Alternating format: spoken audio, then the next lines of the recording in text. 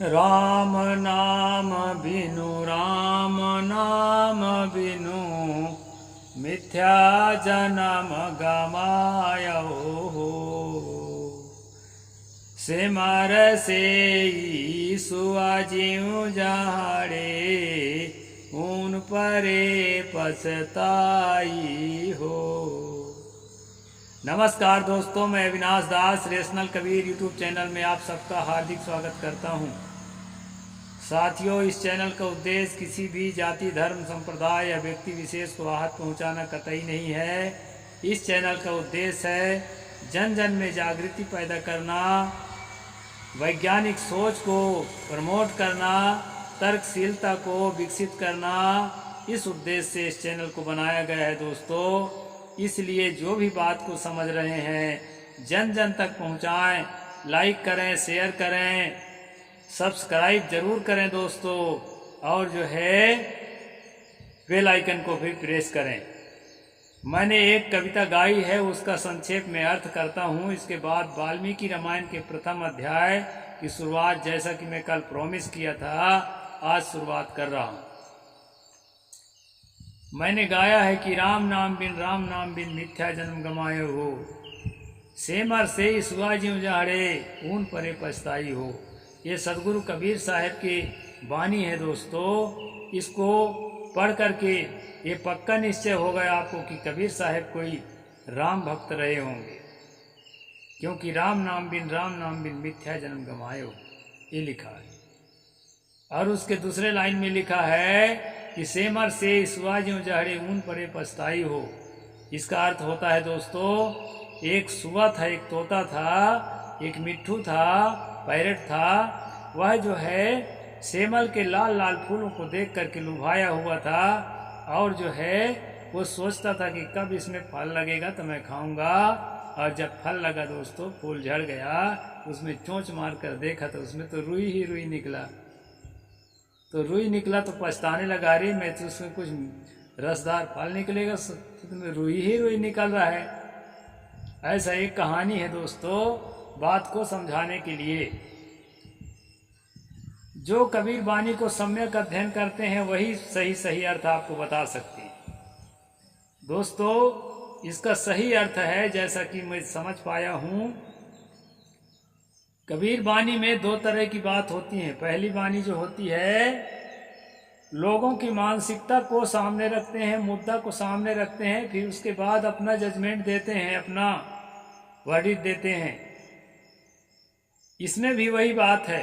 पहला लाइन में लोगों की मानसिकता को उन्होंने सामने रखा है कि राम नाम बिन मिथ्या जन्म गमाए हो। जो आदमी राम नाम का सुमरन नहीं करेगा उसका जीवन जो है व्यर्थ चला गया, ऐसा लोगों की मानसिकता है। एक कबीर साहब मानसिकता को रख रहे हैं, अपनी बात नहीं रख रहे हैं।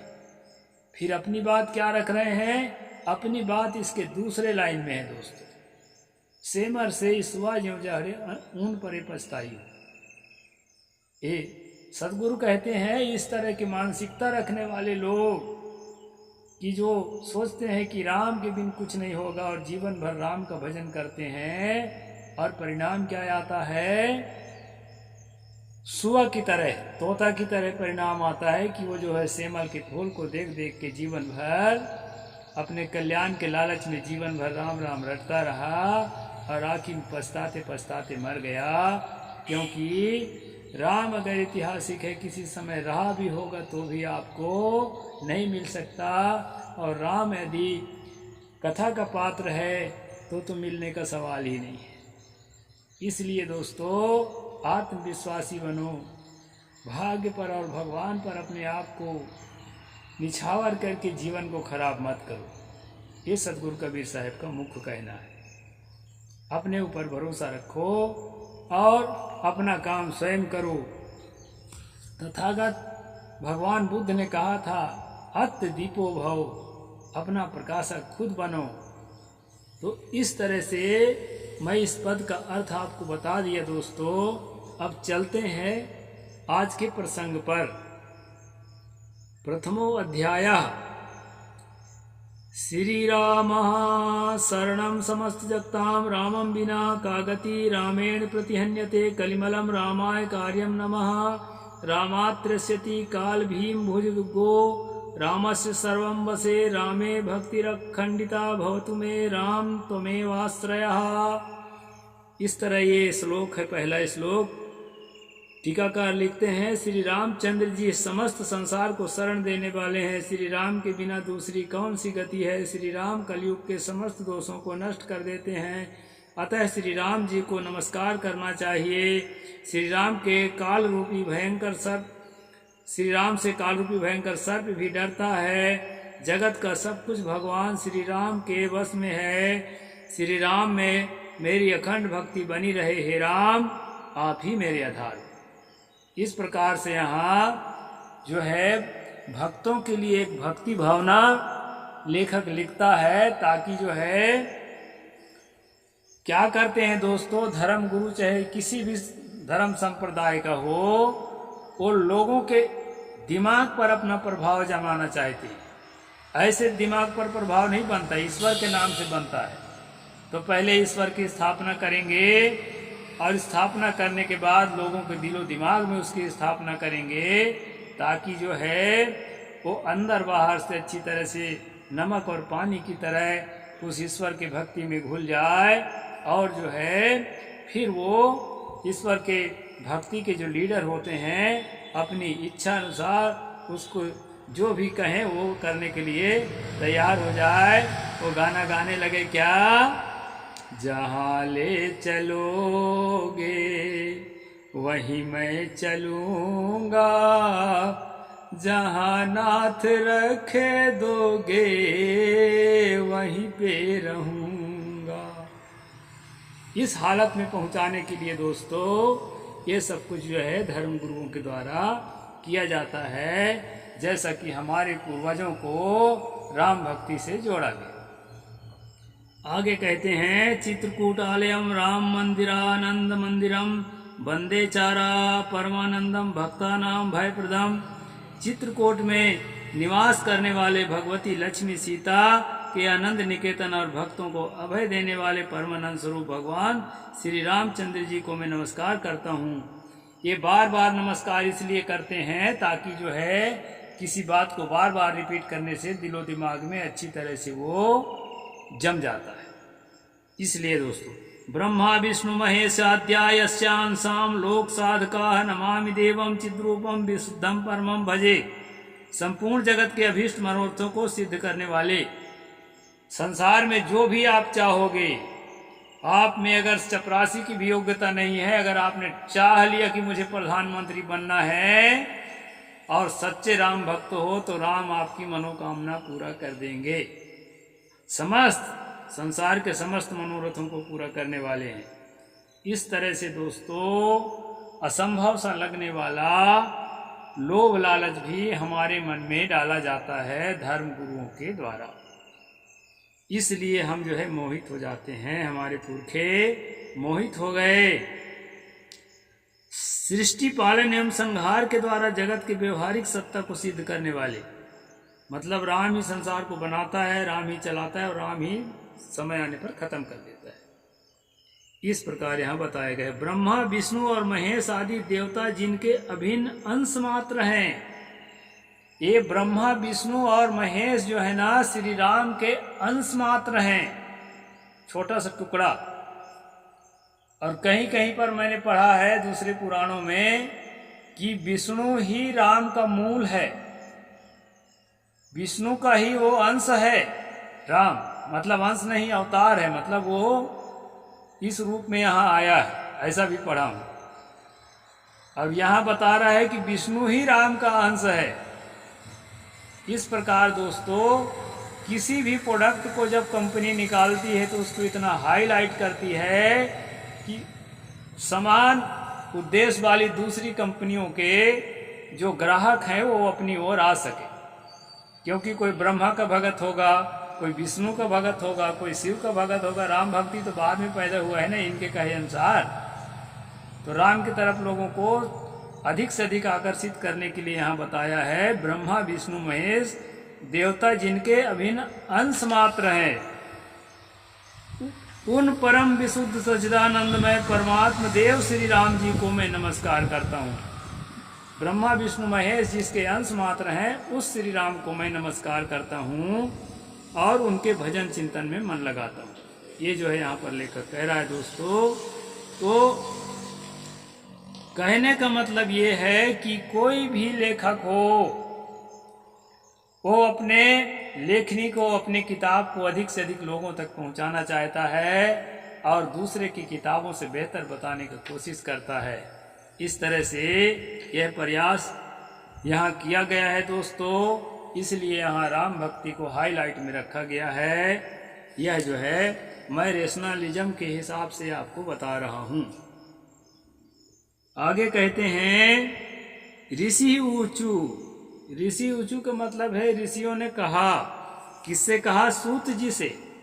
यहाँ सूत जो है उग्रसर्वा नाम का एक ऋषि है। सूत, सूत का मतलब होता है बढ़ई जाति का, यानी कि विश्वकर्मा जाति का, बढ़ई जाति के जो लकड़ी का काम करते हैं, लोहा का काम करते हैं, तो उसी जाति के थे वो सूत ऋषि। उसी से जब 88,000 ऋषि जो है नैमिषारण्य में राम कथा पूछ रहे थे। अब यहाँ वो वर्णन नहीं है, लेकिन रामचरितमानस में है। यहाँ पर कहा है भगवान आप विद्वान हैं, ज्ञानी हैं, हमने जो कुछ पूछा था वह सब आपने हमें भली भांति बताया। संसार बंधन में बंधे हुए जीवों को दुख बहुत है। साथियों, संसार में चींटी से लेकर हाथी तक जिस प्राणी को देखेंगे उसके जीवन में भय है, दुख है, दूसरे प्राणियों से अपनी रक्षा की चिंता है। और मनुष्य अगर धनवान है तो तरह तरह के टेंशन में, अनिद्रा में और तरह तरह की बीमारियों में परेशान होकर के जिंदगी को नरक की तरह जी रहा है, धनवान आदमी। और अगर गरीब आदमी है तो 2 वक्त के रोटी के लिए तड़प तड़प कर, तरस तरस कर जी रहा है। साथियों, संसार में देखा जाता है कि कोई सुखी नहीं है, सब तरफ दुख का पसारा है। और यह चीज जो है हर आदमी को समझ में आने लगता है। तो लगता है भाई दुख तो है सचमुच, इस दुख से छूटने का कोई उपाय किया जाए। तब फिर धर्म गुरु लोगों को मौका मिलता है, फिर अपनी दवाई वो देते हैं कि इस दवाई से आपका रोग मिटेगा। भवसागर के बंधन से, जन्म मरण से छुटकारा पाकर के परमात्मा के नज़दीक में, जन्नत में जाकर के, स्वर्ग में जाकर, साकेत में जाकर के तुमको वासा करना है। इसके लिए ये उपाय है, ऐसा करके अपनी भक्ति बताते हैं, जैसा कि इस किताब में राम भक्ति को बताया जा रहा है। इस संसार बंधन को छेद करने वाला कौन है? आपने कहा कि कलयुग में वेदोक्त मार्ग नष्ट हो जाएंगे। कलयुग में वेदोक्त मार्ग नष्ट हो जाएंगे आपने कहा है, ऐसा कह रहे हैं सूत से ऋषिगण। ऐसा क्यों कह रहे हैं दोस्तों? क्योंकि आप देख रहे हैं कि पहले वेदों में यज्ञ हवन की प्रथा है, उपनिषदों में चिंतन मनन की प्रथा है, और ये सारी प्रथाएं आजकल नहीं दिखाई पड़ रही हैं, क्योंकि एक किताब में इन बातों को लगभग ब्रिटिश काल में डाला गया होगा, ऐसा मेरा अनुमान है। क्योंकि उस समय का माहौल ऐसा था। इसके पहले तो लोग यज्ञ हवन स्वाहा ये सब चीज़ में अपना धर्म की पूर्ति कर लेते थे। तो यहाँ कह रहे हैं वेदोक्त मार्ग नष्ट हो चुका है। वेदोक्त मार्ग में इंद्र ही सबसे बड़ा परमात्मा है। राम कृष्ण शंकर इत्यादि तो वहाँ था पता नहीं। आदित्य मित्र वरुण ये क्या क्या नाम के देवता उसमें हैं, और अभी वाला देवता कोई है नहीं। इसलिए यहाँ बता रहे हैं वेदोक्त मार्ग जो है कलयुग में नष्ट हो जाएंगे। अधर्म निरंतराणाम यातनाश्चात् प्रकीर्तिता घोरे कलियुगे प्राप्ते वेद मार्ग बहिष्कृते पाखंडत्वं प्रसिद्धम वै सर्वेशम परिकीर्तितम। यहाँ पर कहा है अधर्म परायण पुरुषों को प्राप्त होने वाली यातनाओं का भी आपने वर्णन किया है। घोर कलयुग आने पर वेदोक्त मार्ग लुप्त हो जाएंगे, उस समय पाखंड फैल जाएगा। यह बात प्रसिद्ध है, प्राय सभी लोगों ने ऐसी बात कही है। सभी लोगों ने ऐसी बात कही है, ऐसा इसलिए कहा जाता है कि बात को हम विश्वसनीय बना सकें। ऐसे सभी लोग ऐसा कहते हैं, ऐसा नहीं है। बहुत लोग ऐसे हैं, पहले भी थे, जो किसी प्रकार देवी देवता ईश्वर परमात्मा इत्यादि को नहीं स्वीकार करते थे। आज भी ऐसे हैं जो नहीं स्वीकार करते हैं। ऐसा सब दिन कुछ न कुछ कम ज़्यादा रहे हैं दोस्तों। तो यहाँ इस प्रकार ये बात बताई गई है। आगे कहते हैं कामार्ता हृदस्वेदाश्च लुब्धायन्योत्तत्परा कलो सर्वे भविष्यन्ति स्वल्प बहुर्पुत्र का। अब यहाँ बताया है कि कलयुग के सभी लोग काम वेदना से पीड़ित नाटे शरीर के और लोभी होंगे।